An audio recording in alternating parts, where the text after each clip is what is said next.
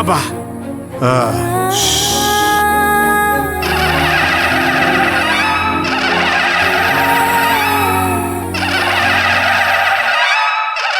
గుడి దగ్గర నుండి అమ్మవారి దీపం బయలుదేరుతుంది. అందరూ ఇళ్లలోనే ఉండండి, ఎవరు వీధుల్లోకి రావద్దు. అదిగో బాకా శబ్దం మొదలైంది. వెళ్ళండి, వెళ్ళి పడుకోండి. రాత్రంతా పొరపాటును కూడా ఎవ్వరూ బయటికి రావద్దు. ఇది ఈ ఊరి కట్టుబాటు, తెలిసిందా? నైట్ అంతా బయటికి ఎవరూ రావద్దా? ఏం పిన్ని, అది ఈ ఊరి ఆచారమమ్మా. మీరు బయటూరోళ్ళు కాబట్టి ఈ ఊరి ఆచార వ్యవహారాలు మీకు తెలిసుండదమ్మా. ప్రతి సంవత్సరం ఈ రోజున గుడి పూజారి అమ్మవారి అగ్నిగుండాన్ని నెత్తిన పెట్టుకుని ఊరంతా తిరుగుతాడు. అలా తిరిగితే ఈ ఊరికి ఎలాంటి చీడాపీడా ఉండవని మా నమ్మకం. అలాగే ఆ అగ్నిగుండానికి ఎవ్వరూ ఎదురెళ్లకూడదని, అలా వెళ్తే వాళ్ళు ఆ అమ్మవారి ఆగ్రహానికి గురవుతారని, అందుకే ఎవరిని బయట తిరగనివ్వరమ్మా. మరి అలాంటి ఆచారాలు ఉన్నప్పుడు ఎవరు మటుకు బయట తిరుగుతారో చెప్పండి.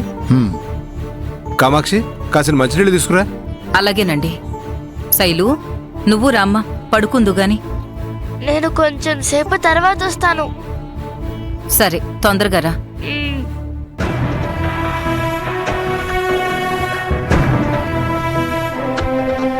పిన్ని, నీకు చలిగా ఉందా? ఇది చలికాలం కదా శైలు, కొంచెం చలిగానే ఉంటుంది. నాకు చలి బాగా ఉంది పిన్ని. బాగా చలిగా ఉందా?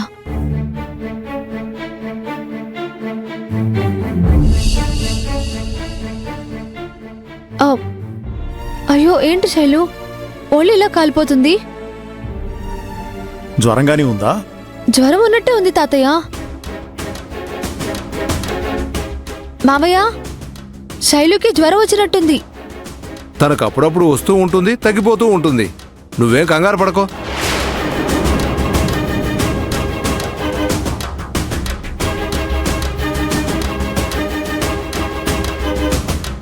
ఇది నార్మల్ ఫీవర్లా లేదు మామయ్య, చాలా ఎక్కువగా ఉంది. చూడండి. శైలుని ఒకసారి డాక్టర్ దగ్గరికి తీసుకుని వెళ్దాం. అమ్మా, నీకు ఇది కొత్త పవిత్ర, మాకిది అలవాటే. తనకు జ్వరం రావడం, మేము మందులు వేస్తే తగ్గిపోవడం మాకు కామనే. కామాక్షి, ఇందాక శైలుకు మందులు వేసావు కదా?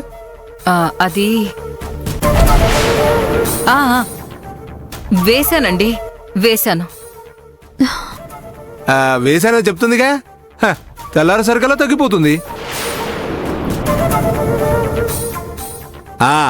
పద శైలు, పదం. నేను పిన్ని దగ్గరే ఉంటా. అయ్యో మామయ్య, నాకెందుకో కంగారుగా ఉంది. నేనైనా హాస్పిటల్కి తీసుకువెళ్తాను. ఎక్కడికి వెళ్ళేది? అమ్మవారి అగ్నిగుండం ఊళ్ళో తిరుగుతుంటే నువ్వు బయట తిరుగుతానంటావేంటి?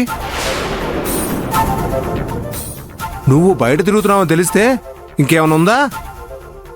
ఇదిగో, జనం నిన్ను, నీతో పాటు మీ తాతయ్య వాళ్ళని ఊరి నుంచి వెలేసినా వెలేస్తారు. అసలే ఈ ఊరి కట్టుబాటు అంటున్నారు. ఇప్పుడు శైలుని తీసుకెళ్ళి దాన్ని దాడతావా?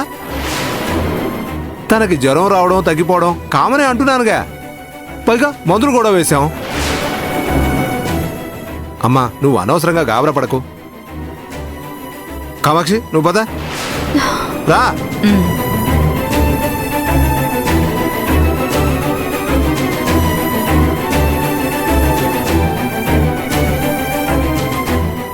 జ్వరం చాలా ఎక్కువగా ఉంది తాతయ్య. ఇది మామూలుగా వచ్చే జ్వరం అని వాళ్ళు చెప్తున్నారు కదా. మళ్ళీ వాళ్ళు మందులు కూడా వేశామని చెప్తున్నారు. తగ్గిపోతుందిలే, నువ్వేం కంగారు పడకు. అంతగా రాత్రికి తగ్గపోతే నువ్వన్నట్టు రేపు హాస్పిటల్కి తీసుకెళ్దాం. అదిగో, శైలుకు నిద్ర వస్తున్నట్టుంది. తీసుకెళ్లి వాళ్ళ తాతయ్య దగ్గర పడుకోబెట్టమ్మా. లేదులే తాతయ్య, ఈ రాత్రికి శైలుని నా దగ్గర పడుకోబెట్టుకుంటాను. అలాగే, తన్నైతే ముందు తీసుకెళ్లి పడుకోబెట్టు. అలాగే తాతయ్య.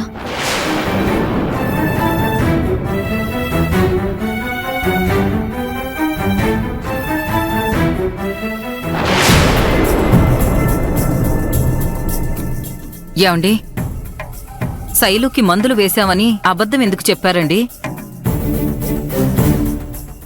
తను చెప్పిన దాన్ని బట్టి చూస్తే మన శైలుకి జ్వరం ఎక్కువ ఉన్నట్టుంది. పాపకి ఏమైనా జరిగితే తర్వాత మనమే కదండి బాధపడాలి. అది ఆలోచించారా మీరు? ఓసి పిచ్చి మొహమా, అన్నీ ఆలోచించే అబద్ధం చెప్పానే. ఇదిగా నేను నీలాగా ఆఫ్ మైండ్ కాదు. అదేంటండి అలా అంటారు? లేకపోతే ఏంటి, నువ్వు మర్చిపోయినట్టున్నావు. మన శైలు వాళ్ళమ్మ చనిపోయిన దగ్గర నుంచి తను కోరుకున్నది, అడిగింది ఏదైనా జరగకపోతే టెన్షన్తో తనకి చలిజ్వరం వస్తుంది కదా. అవునండి, మర్చిపోయాను. అందుకే నిన్ను హాఫ్ మైండ్ అంది. అంటే అన్నారు కానీ మన శైలు ఇప్పుడేం కోరుకుంది? ఆ పవిత్రని సంక్రాంతి రోజు గుడికి తీసుకెళ్ళమని అడిగింది కదా. పవిత్ర ఇంకా తీసుకెళ్లలేదు. ఆ బెంగతో మన శైలు టెన్షన్ పడుతుంది. తనకి జ్వరం వస్తుందని నేను ముందే ఎక్స్పెక్ట్ చేశాను. అవునా? ఆ, మన మనవరాలికి జ్వరం వస్తుందని మీకు ముందే తెలుసా? అది తెలుసు, జరగబోయేదేంటో కూడా తెలుసు. జరగబోయేదేంటండి? మన టైం బాగుండి మన శైలుకి ఇంకొంచెం జ్వరం పెరిగితే ఆ పవిత్ర చూస్తూ ఊరుకోదు. తన్ని ఎలాగైనా డాక్టర్ దగ్గర చూపించాలని శైలిని హాస్పిటల్కి తీసుకెళ్లే ప్రయత్నం చేస్తుంది. అదెలా కుదురుతుందండి?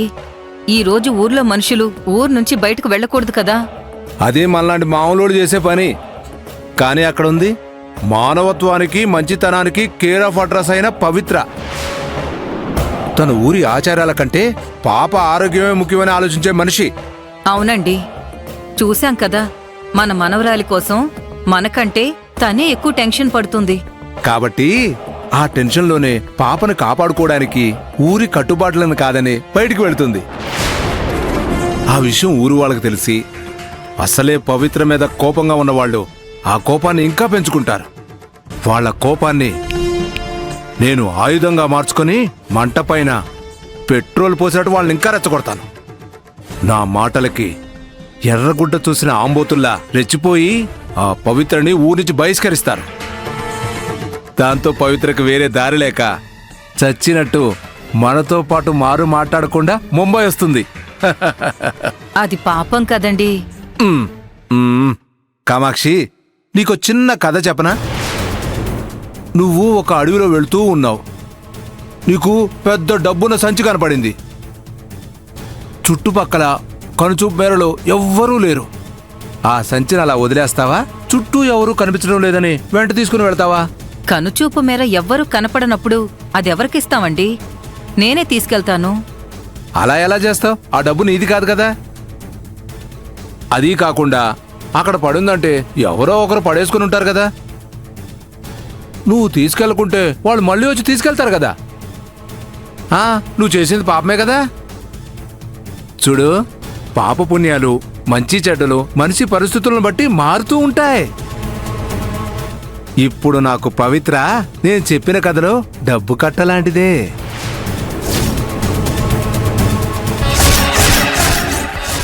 తన్ని తీసుకెళ్తే మనకి కోడలవుతుంది. తన పేరున వచ్చే కోట్ల ఆస్తి మన సొంతం అయిపోతుంది.